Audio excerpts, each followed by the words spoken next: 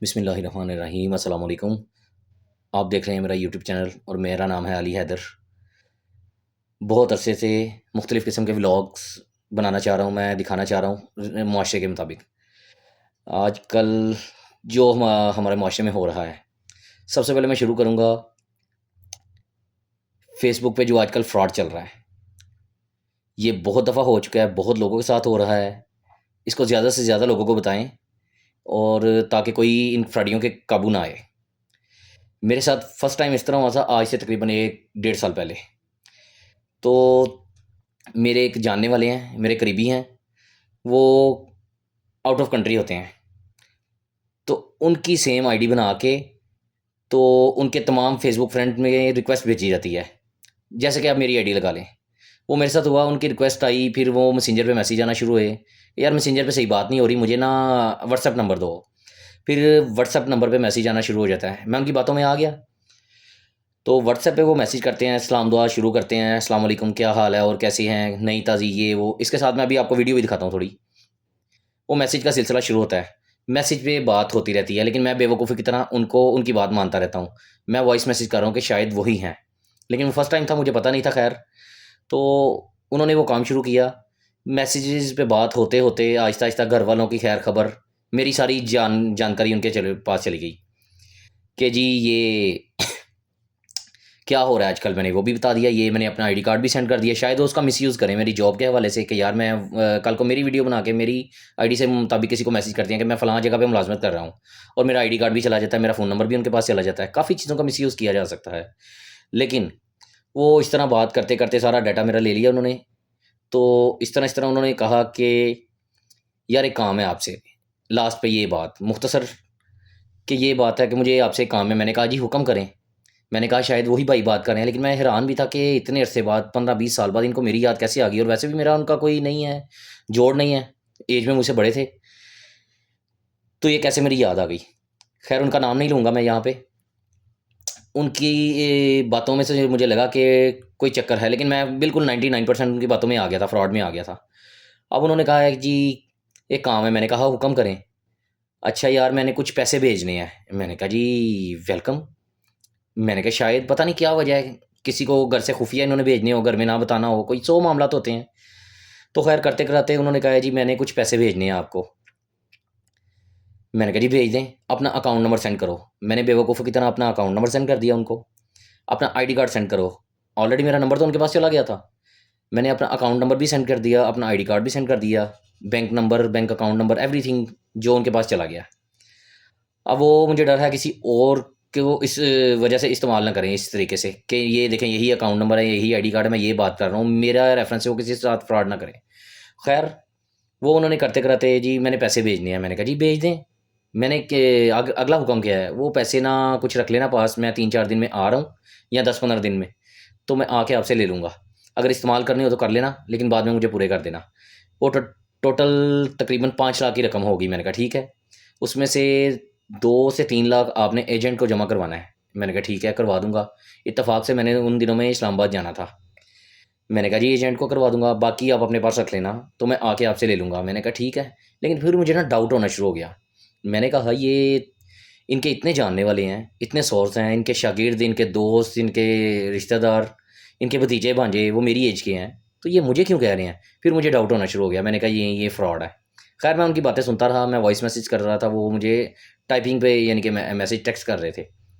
तो उन्होंने करते-कराते फिर मुझे कहा जी ये मैं आपको पेमेंट भेज रहा हूँ। अपना आईडी कार्ड नंबर तो मैं भेज चुका था, उससे 10 से 15 मिनट बाद मुझे स्लिप आ जाती है प्रिंट, जिस पे सारा कुछ लिखा होता है कि ये देखें जी ये मैंने आपको, आपका आईडी कार्ड नंबर है, ये आपका बैंक अकाउंट नंबर है, आपका नाम है, ये सारा मैंने ना आपको सेंड कर दिया है।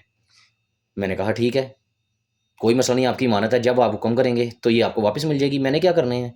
वैसे मुझे ज़रूरत नहीं है, आप ज़बरदस्ती भेज रहे हैं, चलें ठीक है, अगर आप कहेंगे आपके घर पहुँचा दूँगा। तो आज तक ऐसा होगा नहीं, 20 साल हो गए उनको बाहर, किस कंट्री में है वो भी नहीं बताऊँगा आपको। खैर मैं वैसे आपकी मालूमात के लिए, इन्फॉर्मेशन के लिए कि आपके नॉलेज में हो कि ऐसे-ऐसे फ्रॉड है। फ्रॉड तो बहुत किस्म के हैं पाकिस्तान में, कोई रोकथाम नहीं। अदारे सोए हुए हैं, जब उनके साथ खुद होता है कुछ तो फिर ही वो एक्शन लेते हैं, जितने भी अदारे हैं। जब हमारे जैसे गरीब के साथ कुछ होता है, आप चक्कर लगाते रहेंगे अदालतों में, पुलिस स्टेशन में, आपको बिल्कुल इंसाफ नहीं मिलेगा इंशाल्लाह। दूसरी बात ये सर कि वो पैसे मैंने कहा ठीक है, स्लिप आ गई मेरे पास। अब मैंने कहा अगला हुक्म। अब मुझे आता है उनका मैसेज। अब मैसेज आ रहा है उनका कि ये जनाब आप रब्ता करें, ये नंबर आया मुझे किसी ना।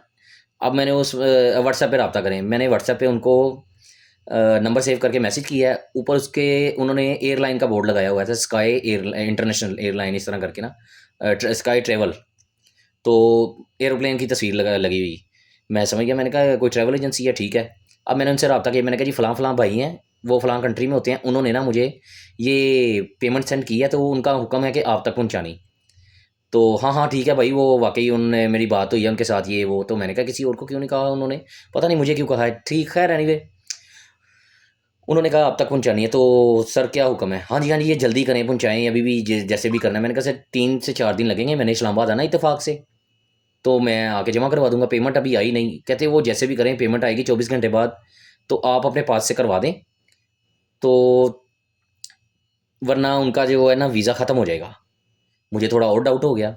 मैंने उनसे दोबारा रब्ता किया, मैंने कहा मैं दोबारा बात करता हूँ उनके साथ। तो ख़ैर वो एक ही ग्रुप है सारा, वही स्काई ट्रैवल वाले और ये फ्रॉड करने वाला टोटल ग्रुप, जो मुझे व्हाट्सएप मैसेज फेसबुक पे आ रहे थे। तो उन्होंने कहा ये देखें जी, मैंने उनसे बात की, मैंने कहा भाईजान ये इस तरह वो कह रहा है आज ही नहीं तो वीज़ा बंद हो जाएगा। कहता ये देख लो यार, मेरा मुस्तकबिल ना ख़राब हो जाए, वीज़ा ख़त्म हो जाएगा तो मैं तो किसी काम का नहीं हूँ, तो ये कुछ करो यार, पैसे तो ये मैंने करवा दिए हैं, कल तक आप तक पहुँच जाएँगे, आप इस तरह करो अपने पास से करवा दो। फिर मुझे 100% शक हो गया कि ये कोई फ्रॉड है। तो कहते हैं कि अपने पास से करवा दें। मैंने कहा जी मैं तो नहीं करवा सकता। फिर उनके मैसेजेस मुझे आते जा रहे हैं, कॉल्स आती जा रही हैं कि यार पैसे जमा करवाएँ, जल्दी से जल्दी अभी जैज़ कैश करें या ईज़ी पैसा करें, वरना ये आपका वीज़ा ख़राब हो जाएगा। ये ऐसे हो जाएगा, वीज़े का टाइम ख़त्म हो गया। फिर मैंने कहा चलो एक चीज़ आपको बता देता हूँ कि ये वीज़े वाला काम जो है ना, ये तो होता है अरब में, कि वीज़ा ख़त्म हो जाएगा जी, तब तक ये करना है, वो करना है। वो तो यूरोप में है, वहाँ के सिटीज़न हैं, नेशनैलिटी होल्डर हैं। तो मुझे फिर ये डाउट हुआ कि ये बिल्कुल फ्रॉड हो रहा है। ख़ैर मैं उनके साथ फिर खेलना शुरू कर दिया कि मेरे पास इतने पैसे नहीं हैं, कुछ कम है, मैं आपको कैसे करवाऊँ, ये करूँ, वो मैंने ट्रेस करने की कोशिश की, औरों से भी मशवरा किया और औरों को भी ये राय अपनी दी। ये जो मेरे साथ हुआ मैंने सारी बात उनके साथ शेयर की कि ये हो रहा है, इस चीज़ से लिहाज़ा बच के रहिए। तो ख़ैर करते-करते मुख़्तसर ये कि मैंने उनको बताया कि जी ये चीज़ है, इससे बच के रहना चाहिए। लेकिन कुछ दोस्तों के मैंने मशवरा किया, जितने फ़ेसबुक फ्रेंड थे, वो मेरे करीबी थे, उन सबको भी कॉल आई थी और यही तरीका हुआ था। मैंने उनके भांजे को बताया, फिर मैंने कहा ये भाई हो रहा है आपके मामू की आईडी से ऐसे शुरुआत हो रही है, तो वो कहते हैं जी हमें भी हो रहा है। तो अभी ये करते-करते उसके बाद मैं कोई 6 माह बाद सेम मेरे साथ हुआ, मेरे मामू का बेटा था, तो वो इत्तेफ़ाक से मुझे डेली मिलता है। अब उसकी आईडी बनी, मुझे रिक्वेस्ट आई, सेम वही हुआ और मैंने खेलना शुरू कर दिया उनके साथ। मैं अभी वीडियो दिखाता हूँ आपको कि ये क्या है। तो वो आगे से बता रहे हैं, यही बातें जी, क्या हाल है, कैसे हैं, ये है, वो है। मैंने कहा जी आप किधर हैं? तो इत्तेफ़ाक से 1 दिन पहले वो मुझे मिले थे। मैं तो दुबई होता हूँ यार। मैंने कहा अच्छा, अच्छा। यार एजेंट को पैसे भेजने हैं, ये है, वो है, लेकिन मुझे फिर भी कन्फर्म था, दूसरी दफ़ा हो चुका था। मैंने उनको कोई मालूमात नहीं दी, कोई आईडी कार्ड नहीं दिया, कोई कुछ नहीं दिया। और दूसरी बात, अब तीसरी दफ़ा ये फिर मेरे साथ हुआ है, रिक्वेस्ट तो मुझे बेतहाशा आई है, रिक्वेस्ट बहुत ज़्यादा, मेरे अपने करीबी दोस्तों के। और मैं उनको कॉल करके पूछ लेता हूँ, आपने रिक्वेस्ट भेजी कि नहीं? सब ने यही कहा कि हमने रिक्वेस्ट नहीं भेजी। आप ऑलरेडी मेरे साथ ऐड हैं, मैं क्यों रिक्वेस्ट भेजूँगा? मैंने कहा ठीक है। ये काफ़ी ऐसे दोस्तों से हो चुका है, मुख्तलिफ़ कंट्रियों से। अब रिसेंटली ये 3 से 4 दिन पहले मेरा एक करीबी दोस्त है और काफ़ी देर से मेरा उसका राब्ता नहीं था, लेकिन फ़ेसबुक पे मेरे साथ ऐड था। अब उसकी आईडी से आई और वही चीज़ सारा कुछ हो रहा है। तो वो कह रहे हैं कि ये मुझे ऐसे-ऐसे सेंड करें, वही सारा फ्रॉड है। तो मैं लिहाज़ा आप लोगों को आगाह करना चाह रहा हूँ कि इस चीज़ को जितना हो सके शेयर करें, अपने जानने वालों को बताएँ और इस चीज़ से बचें। किसी की किसी किस्म की बात में ना आएँ। बस वो किसी ने कहा था कि जब तक हम जैसे बेवकूफ़ ज़िंदा हैं, ये फ्रॉडिये भूखे नहीं मर सकते। इसलिए रोज़ नए से नए फ्रॉड हो रहे हैं, इनसे बच के रहिए। पाकिस्तान में कोई हमारी मदद नहीं कर सकता। जितने अदारे हैं वो सिर्फ़ सो रहे हैं। वो तभी आँख खुलती है उनकी जब उनके अपने किसी के साथ होता है। वरना वो एक्सेस जो डिवाइसेज़ हैं, जो भी ट्रेस करने के लिए कुछ भी उनके पास अथॉरिटी पावर है, वो सिर्फ़ उनके अपने इस्तेमाल के लिए हैं। हमारे वो किसी काम नहीं आ सकते। तो लिहाज़ा मेरे भाइयों, इस फ्रॉड से बचें और इस पैगाम को जितना हो सके शेयर करें। बहुत शुक्रिया। अस्सलाम वालेकुम।